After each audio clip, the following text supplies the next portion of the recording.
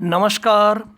स्वागत है आपका आपके ही अपने YouTube चैनल संस्कृतानुराग पर।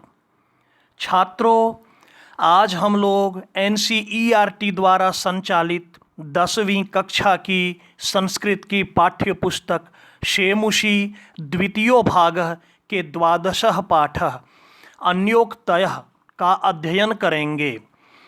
तो आइए अब मैं आज के पाठ का अध्यापन कार्य प्रारंभ करता हूँ।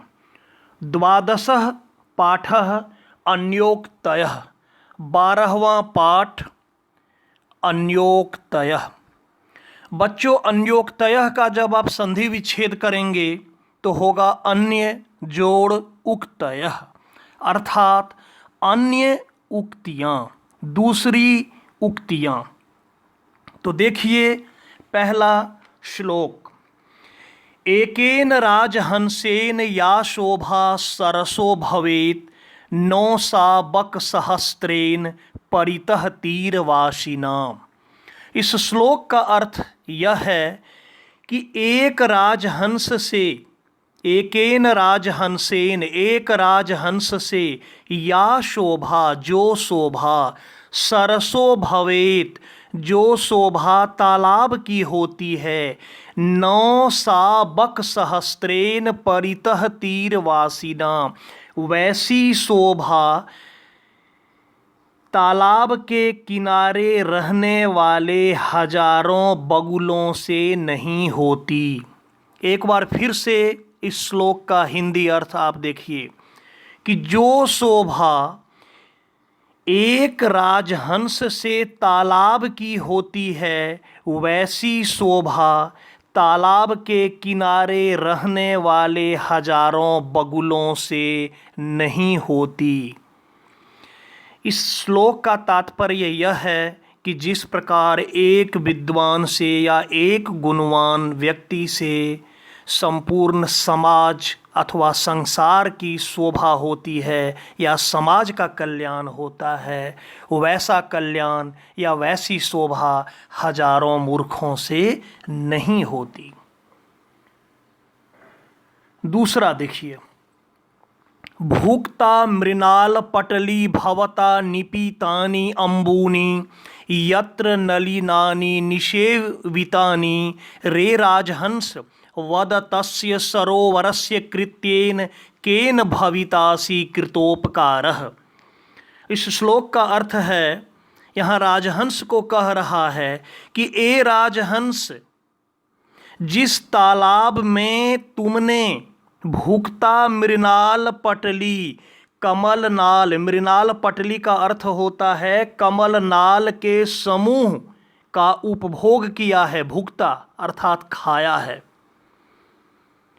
निपितानि अम्बूनी, निपितानि पिया है, अम्बूनी जल, जिस तालाब के जल को तुमने पिया है, यत्र नलिनानि निषेवितानि, जहाँ तुमने नलिनानि अर्थात कमल के फूलों का निषेवितानि अच्छी तरह से सेवन किया है, वद तस्य सरोवरस्य कृत्येन केन भवितासि कृतोपकारः, कि कहो उस तालाब ने जो तुम्हारे ऊपर ऐसा उपकार किया है, उसके उपकार को तुम किस प्रकार चुका सकोगे। एक बार फिर से देखिए। ए राजहंस, जिस तालाब में रहते हुए तुमने कमलनाल के समूह को खाया है, पानी को पिया है, कमल के फूलों का सेवन किया है, उस तालाब का जो तुम्हारे ऊपर उपकार है, उस उपकार को तुम कैसे चुका सकोगे। तीसरा श्लोक। तोये अल्पे रपि करुणया भीममानो निदाधे मालाकार व्योरचि भवता या तरो अस्य पुष्टिः सा किं शक्या जनयितुम इह प्रावृषेण्येन वाराम धारा सारा नपि विकीरता विश्वतो वारिदेन। इस श्लोक में माली के बारे में कहा गया है। माली जिसे आप अंग्रेजी में गार्डनर कहते हैं, क्या कहा है देखिए कि हे माली अत्यधिक गर्मी में, हे माली अत्यधिक गर्मी में, शब्द आया है भीम मानो, अर्थात सूर्य के तपने से जो अत्यधिक गर्मी होती है, तो अत्यधिक गर्मी में थोड़े से पानी के द्वारा भी इस पेड़ का जो आपने पोषण किया है, अर्थात हे माली जब सूर्य की अत्यधिक गर्मी होती थी और उस समय थोड़े से जल प्रदान करके इस पेड़ का तुमने जो सिंचन किया है, इसका जो पोषण किया है और इस पेड़ को जो आपने बड़ा किया है, वैसा पोषण बादल के द्वारा जो चारों तरफ से वर्षा किया जा रहा है। बादल क्या करता है? बादल चारों तरफ से वर्षा करता है। शब्द आया है वारिद, वारिद कहते हैं मेघ को, बादल को। जो चारों तरफ से वर्षा किया जा रहा है वह पोषण नहीं हो सकता। फिर से देखिए कि हे माली जब अत्यधिक गर्मी पड़ रही थी सूर्य के ताप के कारण, उस अत्यधिक गर्मी में थोड़े से जल प्रदान करके आपने जो इस पेड़ को पुष्ट किया है, सिंचन किया है, यह कार्य बादल चारों तरफ से धाराओं को बरसाकर, बारिश करके आपका जो यह उपकार हुआ है, इस उपकार की बराबरी नहीं कर सकता, वैसी पुष्टि नहीं कर सकता। क्योंकि समय पर महत्व होता है ना। पेड़ जब बड़ा हो गया तो उसके लिए उतना महत्व नहीं रखता है पानी, जितना कि जब वो छोटा था और जब अत्यधिक गर्मी थी। तो अत्यधिक गर्मी में पानी की आवश्यकता होती है, तो उस समय माली ने थोड़े से जल प्रदान करके जो सिंचन किया है और यह जो महत्वपूर्ण कार्य किया है, उस कार्य की बराबरी बादल नहीं कर सकता। यहाँ माली के कार्य को श्रेष्ठ बताया गया है। अगला श्लोक पर आते हैं, चौथे श्लोक पर। आपे दीरे अंबर पथम परितः पतंगा भृंगा रसाल मुकुलानि समाश्रयन्ते संकोचम अंचति सरस्त्वयि दीन दीनो मीनो नुहंत कतमाम गतिम अभ्युपेतु। यहाँ कह रहा है, तालाब का वर्णन कर रहा है। किस स्थिति का वर्णन कर रहा है? जब तालाब में पानी कम हो जाता है, अर्थात तालाब जब संकुचित हो जाता है या सूखने लगता है। संकोचम अंचति सरस्त्वयि दीन दीनो, उस समय क्या होता है कि पक्षी क्या करते हैं, चारों तरफ से आकाश मार्ग को प्राप्त कर लेते हैं। मतलब सब कोई उसका सहारा छोड़ देते हैं। जब अत्यधिक जल होता था तालाब में, उस समय पक्षी भी जल में बैठते थे, लेकिन जब उसमें पानी कम हो गया तो पक्षियों ने चारों ओर से आकाश मार्ग को प्राप्त कर लिया। आपे दीरे अंबर पथम, अंबर पथम मतलब आकाश के रास्ते को, परितः चारों ओर से, पतंगा पक्षी प्राप्त कर लिए। और भृंगा रसाल मुकुलानि समाश्रयन्ते, रसाल कहते हैं आम को। भंवरे क्या किए? आम के मुकुलानी, मुकुल कहते हैं मंजर को, आम की मंजरियों को आश्रय बना लिए। आम्र की मंजरियों पर मडराने लगे। कब मडराने लगे? संकोचम अंचति सरस्त्वयि दीन दीनो, कि हे सरोवर जब तुम संकुचित हो गए, जब तुम सूखने लगे, तुम्हारी उस दीन अवस्था में पक्षीगण आकाश के रास्ते को प्राप्त कर लिए, भंवरे आम की मंजरियों पर आश्रय बना लिए, किंतु यहाँ कह रहा है कि मीनो नु हंत कतमाम गतिम अभ्युपेतु। लेकिन बड़ा दुख की बात है, बड़े ही दुख की बात है कि मछली बेचारी क्या करे, जो बेचारी मछलियां सब हैं वो सब क्या करे, वो सब जो अनाथ मछली सब है वह किस गति को प्राप्त करे, वह किसका आश्रय ले। अर्थात इन बेचारी मछलियों के एकमात्र तुम ही सहारे हो, और ये बेचारी मछलियां अपने एकमात्र सहारे अर्थात तालाब को बुरा दिन आने पर भी नहीं छोड़ता, चाहे वह अपना प्राण ही क्यों नहीं त्याग दे। इस श्लोक में सच्ची मित्रता के बारे में इशारा कर रहा है, सच्ची मित्रता को दिखा रहा है कि देखिए पक्षी की मित्रता कैसी है कि जब मित्र का बुरा दिन आया, तालाब में पानी कम गया, तो पक्षी तालाब को छोड़कर उड़ गए, आकाश को आश्रय बना लिए, भंवरे भी छोड़ दिए और आम्र की मंजरियों को आश्रय बना लिए। लेकिन बेचारी मछलियां क्या करे, और मछलियां तुम्हारा साथ तब तक नहीं छोड़ती जब तक उसमें प्राण रहता है, चाहे वह अपना प्राण ही क्यों न त्याग दे, लेकिन वह तुम्हारा साथ नहीं छोड़ती। बहुत अच्छा श्लोक था। आइए 5वें श्लोक पर। एक एव खगो मानी वने वसति चातकः पिपासितो वा म्रियते याचते वा पुरंदरम। यहाँ चातक पक्षी का वर्णन किया है कि एक स्वाभिमानी पक्षी, चातक जो है, चातक एक पक्षी है, इसे पपीहा भी कहते हैं। यह बड़ा ही स्वाभिमानी पक्षी कहा गया है कि यह चातक पक्षी जो है, स्वाभिमानी क्यों कहा, यह चाहे यह प्यासा ही क्यों न मर जाए, या तो यह प्यासा मर जाए या फिर यह पानी की याचना करता है, तो किससे करता है, पुरंदरम, इंद्र से करता है। यह जहाँ तहाँ तालाब में, नदियों में जाकर अपनी प्यास नहीं बुझाता, यह प्यासे रहता है।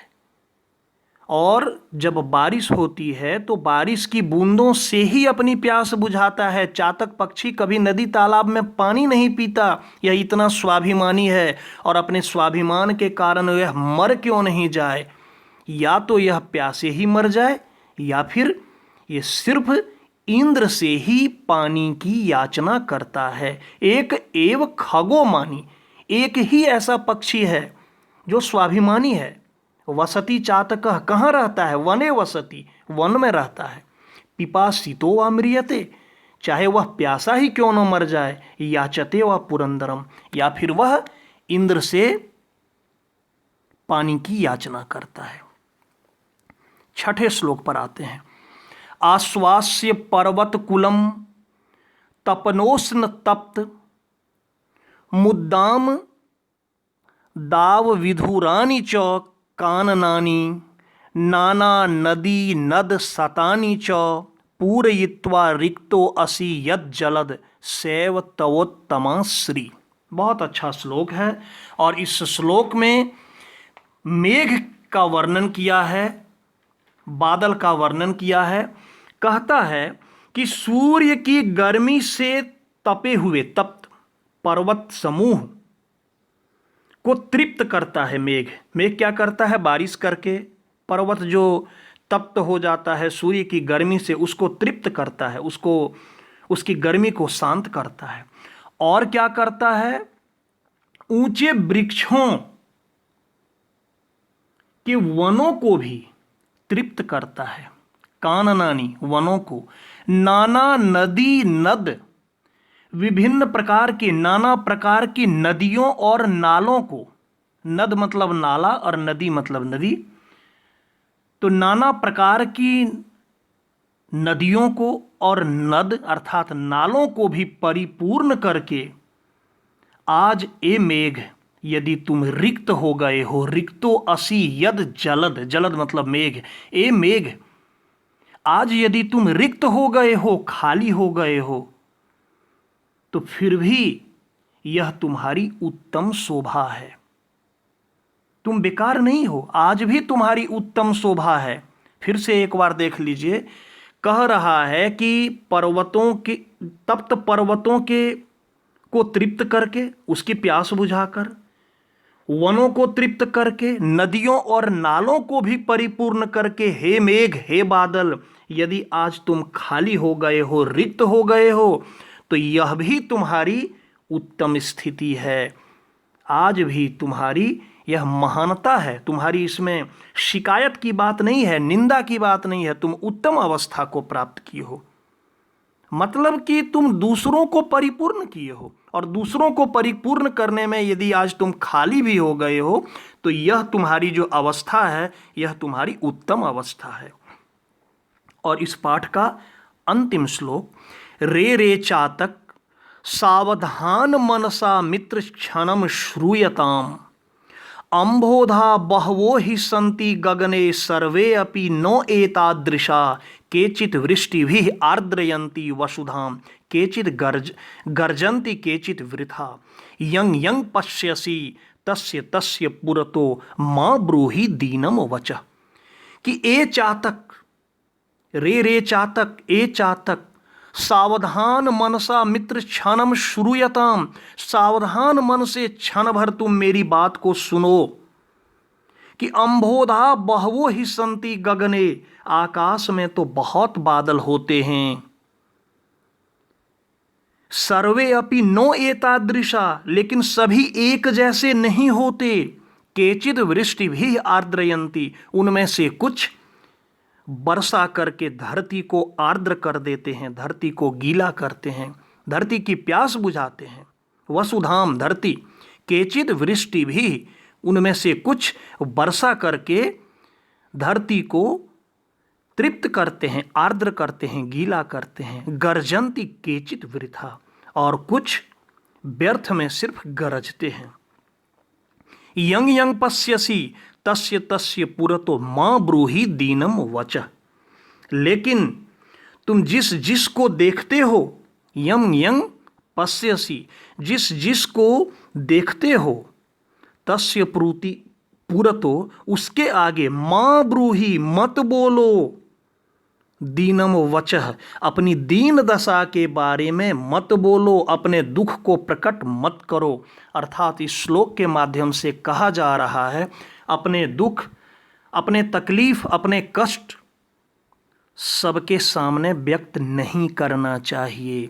और यदि आप अपना कष्ट, अपना दुख सबके सामने में व्यक्त करते हैं, तो इससे आपका अपमान होता है, क्योंकि सभी एक जैसे नहीं होते हैं। यहाँ यह मेघ के माध्यम से कहा कि कुछ मेघ ऐसे होते हैं जो वर्षा प्रदान करके, बारिश करके पृथ्वी को गीला करते हैं, और कुछ व्यर्थ में गरजते हैं। इसलिए सबके सामने अपने दुख को, अपने कष्ट को प्रकट नहीं करना चाहिए, व्यक्त नहीं करना चाहिए।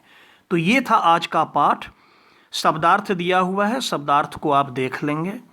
और इसमें जो प्रश्नोत्तर कार्य है, तो प्रश्नोत्तर कार्य को मैं अगले वीडियो में आपको कराने का प्रयास करूंगा।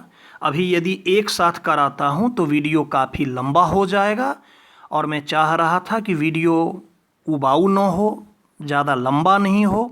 इसलिए आज के इस वीडियो में इस पाठ का अध्यापन कार्य मैंने कराया, और अगले वीडियो में मैं इसका प्रश्नोत्तर कार्य करा दूंगा। तो प्यारे छात्रों, अगर आपको मेरा आज का यह वीडियो पसंद आया हो तो कृपया इसे आप लाइक, कमेंट एवं शेयर करके मुझे प्रोत्साहित करने का कार्य करें, ताकि आगे आपके लिए मैं और भी बेहतर एवं उपयोगी वीडियो बनाने का कार्य करता रहूं। साथ ही मेरे इस चैनल संस्कृतानुराग को यदि आप अब तक सब्सक्राइब नहीं किए हैं तो इसे अवश्य कर लें, एवं नोटिफिकेशन को भी ऑन कर लें, ताकि मेरे द्वारा इस चैनल पर अपलोड किए गए प्रत्येक वीडियो की सूचना सर्वप्रथम आपको प्राप्त होता रहे। तो आज के लिए इतना ही। सभी विद्यार्थियों को बहुत बहुत धन्यवाद।